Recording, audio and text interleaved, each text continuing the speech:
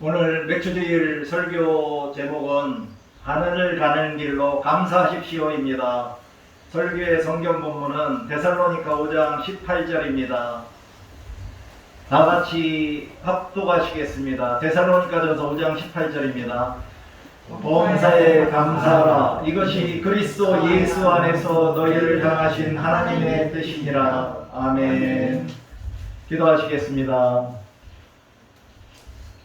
거룩하시고 자비로우신 아버지 하나님, 맥주 감사주일인 오늘도 부족한 종이 하나님의 말씀에 의지하여 하늘 가는 길로 감사하십시오라는 제목으로 말씀을 선포하게 하시니 감사합니다. 이 말씀 선포 시간을 통하여 어떠한 상황 안에서도 모든 일에 감사하며 살아갈 수 있도록 성령님이 우리들을 깨우쳐 주시기를 간절히 간구하며 예수 그리스도의 이름으로 기도드립니다. 아멘. 오늘은 맥주 감사주일입니다. 그래서 맥주 감사주일에 대하여 먼저 간단히 말씀을 드리도록 하겠습니다. 7월 첫 번째 주일은 한 해의 전반기가 끝나고 후반기가 시작되는 첫 번째 주일로 한국 교회에서는 맥주 감사주일로 지킵니다. 맥주 감사주일은 말 그대로 보리를 수확한 것에 대해 감사하는 날입니다. 본래 맥주절은 구약의 3대 절기 중 하나로 오순절 혹은 칠칠절이라고도 하였습니다. 6월절 후 50일째가 된다 하여 오순절, 7주가 7번 지난다 하여 칠칠절, 또 한 해의 첫 수확기라고도 하여 초실절이라고도 불렀습니다. 3대 절기의 의미를 간단히 살펴보면 6월절은 이스라엘 백성이 애굽에서 탈출한 해방 기념일입니다. 그리고 맥주절은 6월절 후 안식일 전날에서 49일이 지난 날이고요. 그리고 세 번째로 수장절은 가을의 마지막 거둔 곡식으로 하나님을 영화롭게 하는 것입니다. 이때 이스라엘 백성들은 한 주간 자기 집을 떠나 초막 생활을 하면서 애굽에서 400년 동안 종살이 하던 때와 광야에서 40년 동안 초막 생활을 했던 때를 상기하므로 초막절이라고도 합니다. 오순절이라는 명칭은 신약 성경에만 나오지만 성경적으로 맥주절과 오순절은 같습니다. 그러나 한국교회에서는 오순절은 부활절 후 50일째인 성령 강림절로 지키고 맥주절은 7월 첫 번째 주일로 구별해서 지킵니다. 올해 성령 강림절은 5월 23일이었습니다. 오늘날 한국교회가 맥주절을 지키는 의미는 아마 봄농사에 대한 감사와 함께 지난 상반기인 1월부터 6월까지 하나님께서 부어주셨던 사랑과 은혜를 기억하며 감사하는 것이 바로 맥주 감사절의 접점입니다. 오늘날 현대화된 도시문화 속에서 농경문화의 전통들은 사라져가고 있지만 우리의 삶을 지켜주시고 또한 우리들이 하나님에 대한 믿음과 감사의 마음은 결코 잊지 말도록 아마 상기시키기 위해서 맥주 감사주일을 지키는 것 같습니다. 참고로 말씀드리면 유대교회는 기독교와는 달리 하메시 메길로트라고 하여 5개의 두루마리의 그룹으로 구분하고 주로 절기에 낭독합니다. 오늘같이 맥주절에는 신실한 며느리의 이야기인 룻기를 낭독하고요. 그리고 6월절에는 사랑의 시인 솔로몬의 아가서를 낭독하고 또한 예레미야에게는 예루살렘을 향한 슬픔의 시로서 예루살렘 멸망일인 아부월 제9일에 낭독을 하고요. 그리고 전도서는 초막절에 낭독하고 그 다음에 에스더서는 불임절에 낭독하는 전통이 있습니다. 그럼 오늘의 주제인 감사십시오에서의 감사는 무엇일까요? 오학사전을 찾아봤더니 감사란 기본 의미로 고마움을 표시하는 인사라고 나와 있고 또한 고맙게 여김, 또한 고맙게 여기는 마음이라고 합니다. 오늘 설교 본문인 데살로니가 5장 15절에 감사라는 헬라어를 찾아보았더니 유카리스테테로 원형은 유카리스테오이고 그 의미는 감사하다, 감사하는 마음을 가지다, 감사를 돌리다 혹은 감사에 기도하다 등의 의미를 가지는데 이 단어는 카리스, 즉 은혜라는 단어에서 유래된 것입니다. 따라서 감사는 하나님의 은혜를 아는 것에서부터 시작되는 것이므로 하나님의 은혜를 알지 못하는 사람은 감사를 할 수 없는 것입니다. 하지만 우리 믿는 그리스도인들은 날마다 하나님의 은혜를 알고 깨달아 감사라는 말을 입에 달고 살아야 하겠습니다. 더불어 하나님의 은혜를 뜨겁게 체험한 사람들은 항상 감사하는 생활로 하나님께 영광을 돌리게 됩니다. 여러분들도 잘 아시다시피 누구나 살면서 감사할 만한 일에 감사하는 것은 할 수 있습니다. 그러나 진정한 감사는 도저히 감사할 수 없는 일에도 감사를 하는 것입니다. 그러면 감사의 반대말은 무엇일까요? 감사의 반대말은 저주. 원망, 저주. 혹은 불평, 또한 비난이라고 저는 생각합니다. 따라서 감사를 모르는 사람은 원망과 불평과 비난이나 험담을 입에 달고 살게 됩니다. 왜 그럴까요?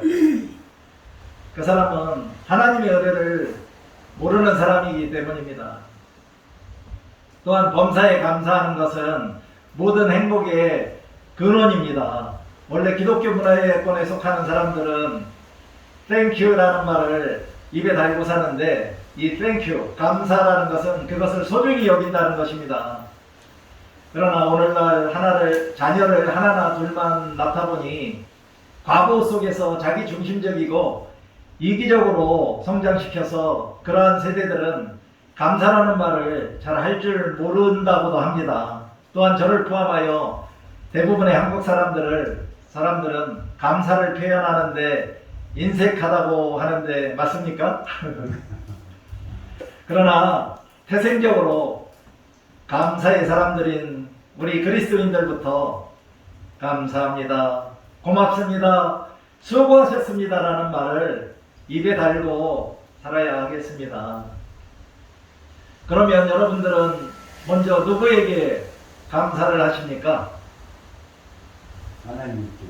네, 에베소서 5장 20절에서는 범사에 우리 주 예수 그리스도의 이름으로 항상 아버지 하나님께 감사라고 말씀하셨고, 고린도서 2장 14절에서도 사도 바울이 항상 우리를 그리스도 안에서 이기게 하시는 하나님께 감사한다고 말씀했으며, 골로새서 3장 17절에서도 무엇을 하든지 주 예수의 이름으로 하나님 아버지께 감사라고 말씀하고 있습니다. 그러므로 우리 그리스도인들은 먼저이자 항상 하늘에 계신 아버지 하나님께 감사를 해야 하는 것입니다. 예수 그리스도도 이 세상에 계실 적에 그의 일상적인 생활에서 항상 하나님 아버지께 감사하며 사셨습니다. 시편 기자는 여호와는 선하시며 그의 인자하심이 영원함이니 감사라고 찬양을 했습니다. 그럼 우리들은 언제 감사를 해야 하나요? 아니, 여러분들은 감사를 하루에 몇 번이나 하시면서 사십니까? 혹은 감사할 일이 없어도 감사하며 사십니까? 아니면 감사할 일이 많이 있음에도 불구하고 전혀 감사를 하지 않고 살고 계십니까? 그러나 우리들은 항상 감사해야 합니다. 에베소서 5장 20절과 고린도서 1장 3절에서는 항상 아버지 하나님께 감사라고 말씀하셨습니다. 그리고 우리들은 언제든지 하나님을 만나 배울 때 또한 감사를 해야 합니다. 누가복음 2장 38절에서 아셀지파 비누엘의 딸 안나라는 선지자는 성전에서 어린 예수님을 처음 배울 때 하나님께 감사하며 모든 사람에게 예수님에 대하여 전하였습니다.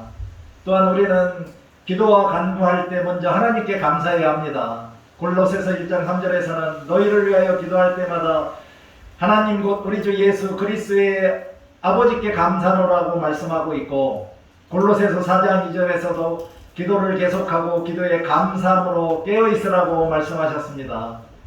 빌립보서 4장 6절에서도 아무것도 염려하지 말고 다만 모든 일에 기도와 간구로 너희 구할 것을 감사함으로 하나님께 아뢰라라고 말씀하셨습니다.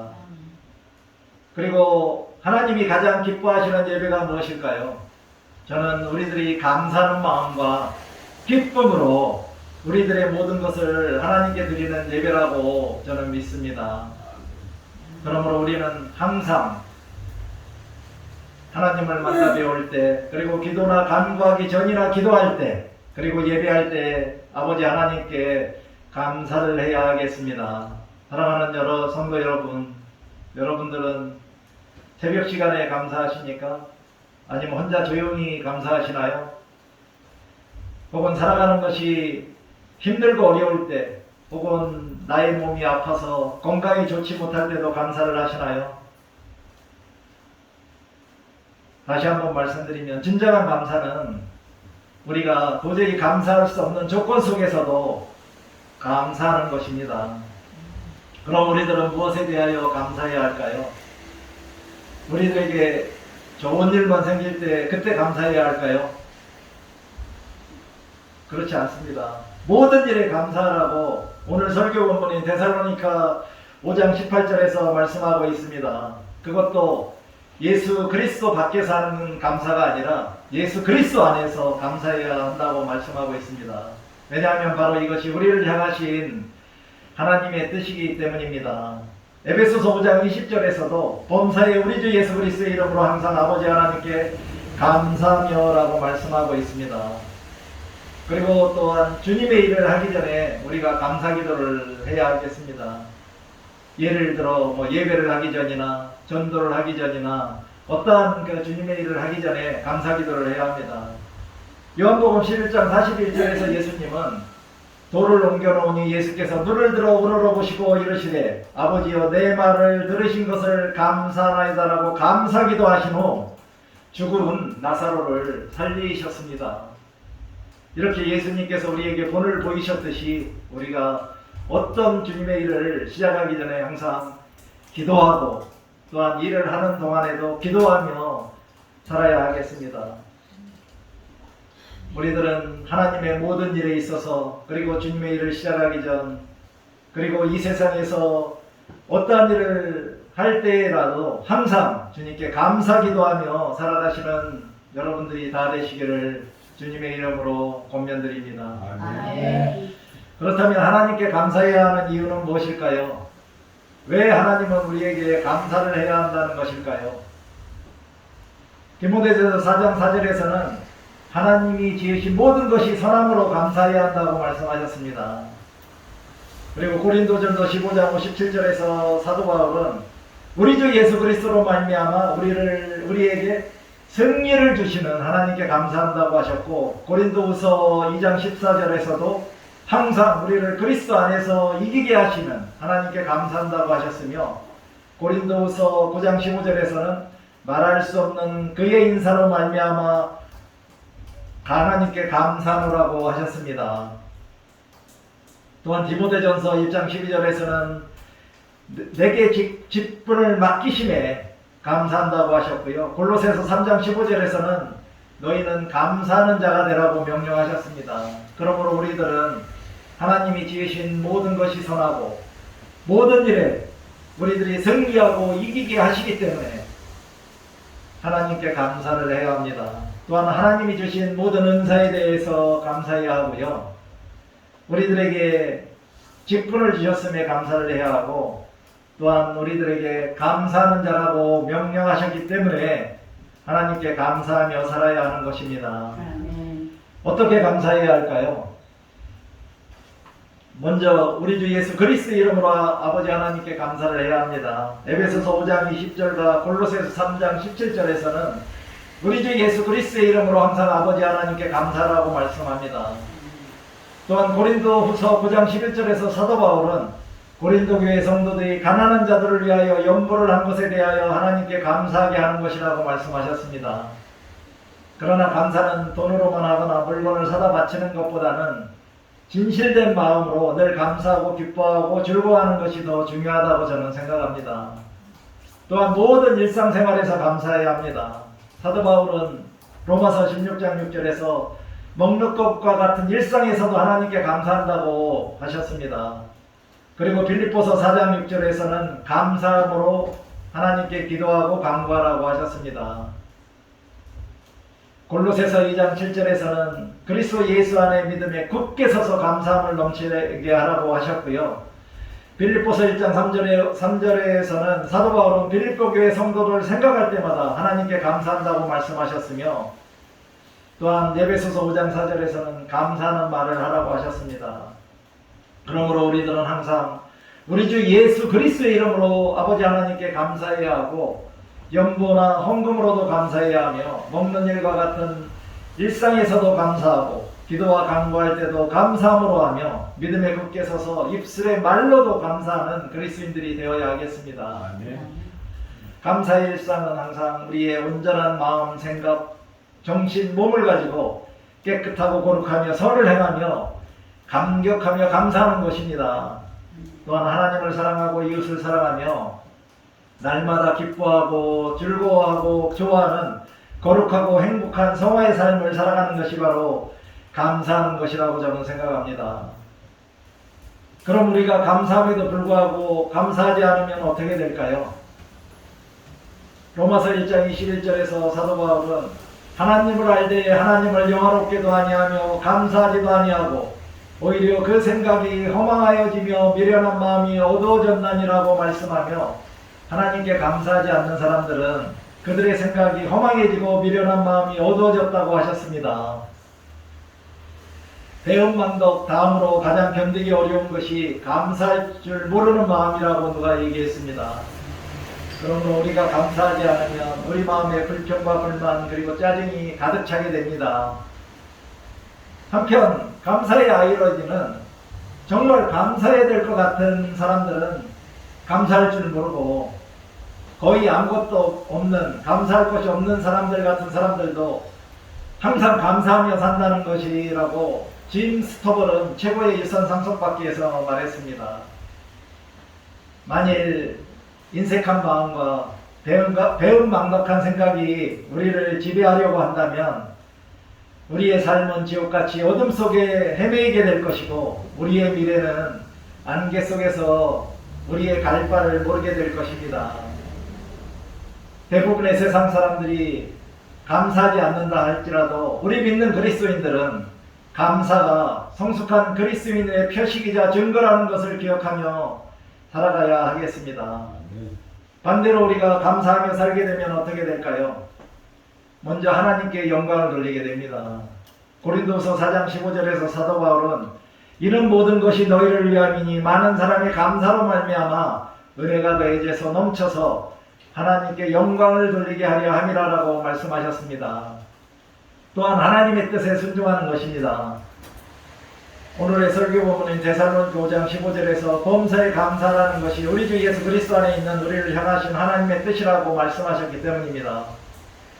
그러므로 우리들은 항상 모든 일에 하나님께 감사할 때 하나님께 영광이 되고 하나님의 뜻에 순종하는 거룩하고 아름다운 성화의 삶을 살게 되는 것입니다. 하나님이 거하시는 곳은 하나는 천국이고 하나는 겸손하고 감사하는 심령이라고 합니다.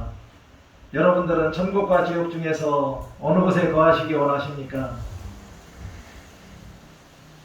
저는 여러분들이 범사에 감사하는 삶으로 이 세상에서 천국의 기쁨을 누리는 행복한 그리스도인으로 살다가 죽어서는 덤으로 천국에 들어가는 하나님의 은총을 누리시기를 간절히 바랍니다. 아멘. 사랑하는 성도 여러분, 감사하는 자가 참된 그리스도인이고 감사하는 마음이 진정한 믿음이며 감사의 고백이 찬송이 되고 감사의 행위가 온전한 예배이며 감사의 생활이 곧 구원받은 자의 거룩한 삶이라는 것을 기억하시기 바랍니다. 더불어 감사할 줄 아는 것은 하나님의 은혜를 깨달은 우리 그리스도인들만의 특권입니다. 그러므로 올바른 믿음이 있는 그리스도인들은 항상 감사하며 살아가게 되는 것입니다. 만일 여러분들이 아직까지 항상 범사에 감사하는 삶을 살고 계시지 못하다면 지금 당장 우리가 전에 배웠던 구원의 순서에 따라 자신의 믿음을 점검하고 재확인하신 후 올바르고 진정한 믿음으로 회복하시기 바랍니다.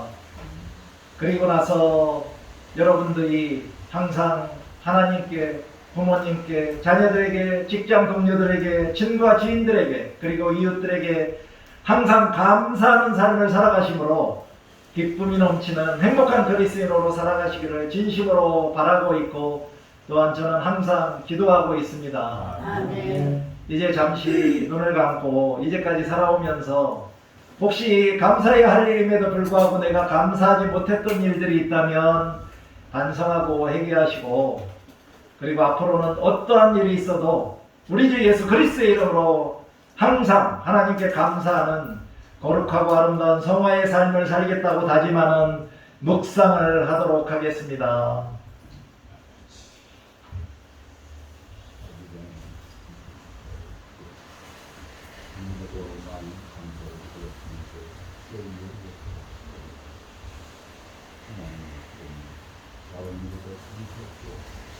사랑과 은혜가 충만하신 아버지 하나님, 오늘 맥주주일에도 우리들에게 하늘 가는 길로 하나님께 우리 주 예수 그리스도의 이름으로 범사에 감사하며 살아갈 수 있도록 깨닫게 하여 주셨음에 감사를 드립니다. 아멘. 2021년도 상반기에도 우리들을 하나님의 사랑과 은혜 안에 거하며 하나님의 풍성한 사랑과 은혜를 누리게 하셨음에 감사를 드립니다. 이제 2021년도의 하반기에도 예수 그리스도의 이름으로 범사에 하나님께 감사함으로 하나님께 영광을 돌리며 하나님의 뜻에 순종할 수 있도록 성령님이 도와주시기를 간절히 간구하며 예수 그리스도의 이름으로 기도드립니다. 아멘.